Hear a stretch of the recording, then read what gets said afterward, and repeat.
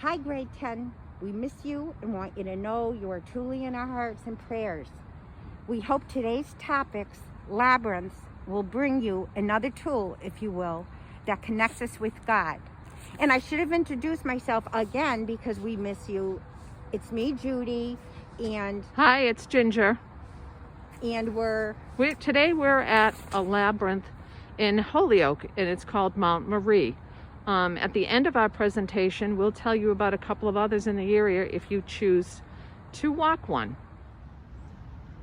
As we mentioned, today we're at Mount Marie in Holyoke. And here is a view of the area where we will be talking and walking through the labyrinth. So here we have the path, and the labyrinth is in the background. And as we approach, Judy's going to give you some history of the labyrinth. Judy, we're all set for you. Okay. In the Middle Ages, the Catholic Church adopted the labyrinth for its own purpose within its cathedrals. At that time, Catholicism held the view that a labyrinth could be used to symbolize several things: the hard and winding road to God, a mystical ascension to salvation and enlightenment, or even a pilgrimage to Jerusalem for those who could not make the actual journey. Unlike a maze, a labyrinth has only one path leading from its entrance to its center and back out, although the route is often filled with symbolic twists and turns. Today, people who use prayer labyrinths speak of using the labyrinth to become enlightened, realigned with the universe, increasingly empowered to know oneself, and to accomplish the work of the soul. According to them, walking a prayer labyrinth involves 3 stages: releasing, receiving, and returning. Okay, Judy has just explained to you that there's 3 stages. Now I'm going to start with stage 1, walking into the labyrinth, just to show you an idea of what it actually looks like. And Judy will explain to you what this stage is all about. Release occurs as one moves along the path towards the center of the labyrinth. The object at this stage is to shed one's cares and distractions of life and open the heart and mind. To receive, Which is the second stage.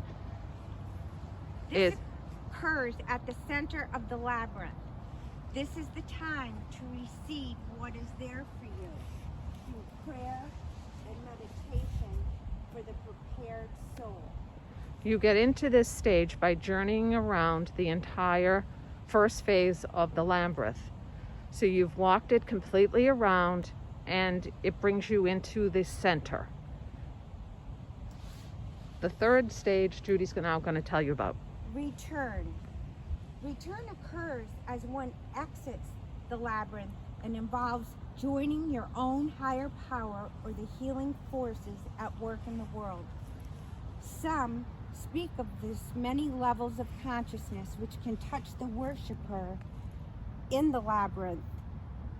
One of those pilgrims walking in early times. As we live our lives with the ups and downs, triumphs and sorrows, and other personal challenges we must deal with, developing the ability to use a personal walking meditation wherever you may be and whenever you feel the need to step out for a bit. You can give access to the inner calm needed to open your mind and heart to find not only personal peace, but the spirituality to find God. Each of us, at one time or another, when dealing with the sometimes grinding routine of our own daily lives, have experienced that stop the world, I want to get off moment. It is this human condition to live out our lives and deal with our own burdens as best as we can. The ability to use a walking meditation, even in the halls, classrooms, or grounds of your school, can be a tremendous comfort. Use the normal noise around you as a wall of white noise to begin to clear your mind as you walk slowly towards a destination that has positive meaning for you. Perhaps it's a quiet section of the library or a favorite grouping of pictures in the art room. For the athletes among you, it could be the trophy case or playing fields. Don't forget to breathe slowly and deeply as you make your journey. When you arrive at your destination, continue breathing slowly and mindfully. This is your personally defined place of meditation and prayer.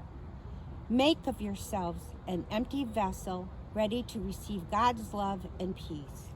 God is always at the center of our being.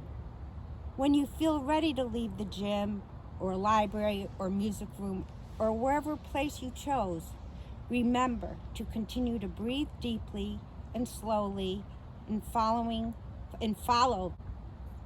the same path out of the center as you came in.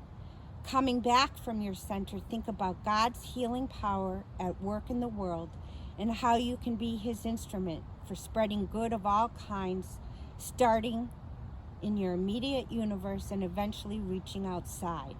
Like anything else, practice makes perfect.